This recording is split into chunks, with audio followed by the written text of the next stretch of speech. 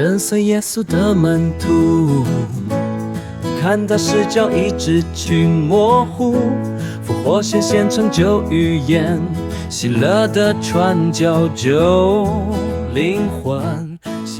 喺嗰個時候，有法利賽人同埋經師從耶路撒冷嚟到耶穌跟前，咁樣講：你嘅門徒為乜嘢違反先人嘅傳授呢？佢哋食飯嘅時候竟然唔洗手。耶穌就回答佢哋咁話啦：你哋為咩要為咗你哋嘅傳授而違反天主嘅誡命呢？天主曾經講過，你要孝敬父母，又講過，咒罵父母嘅應處以死刑。你哋反而話，若邊個對父母講，我所能供養你嘅已經成為咗獻儀，佢就冇必要再孝敬父母啦。你哋就為咗你哋嘅傳授，廢棄咗天主嘅說話。假善人啊，依撒意亞講論你哋嘅語言真好。佢話呢個民族用嘴唇尊敬我，佢哋嘅心反而係遠離我，佢哋恭敬我亦都係假嘅，因為佢哋所講授嘅教義係人嘅規律。耶穌就叫群眾過嚟，對佢哋咁話：你哋聽住，而且要明白，唔係食入口嘅使人污穢，而係出於口嘅先至使人污穢。喺嗰個時候，門徒嚟到同耶穌咁樣講：你知道法利賽人聽咗呢啲說話之後起咗反感嗎？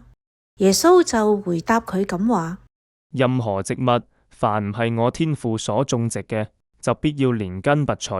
有佢哋啦，佢哋係盲人，而且係盲人嘅帶路人。但若盲人帶領盲人，兩人都必定跌落坑裏面。伯多祿亦都應聲對耶穌咁樣講：請你為我哋講解下呢一個比喻啊！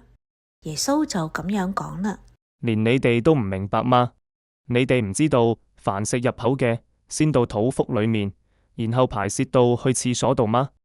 但係嗰啲從口裏面出嚟嘅，都係由心裏面發出嚟嘅，呢啲先至會使人污穢，因為由心裏面發出嚟嘅係惡念、兇殺、奸淫、邪淫、盜竊、妄證、毀謗，呢啲都使人污穢。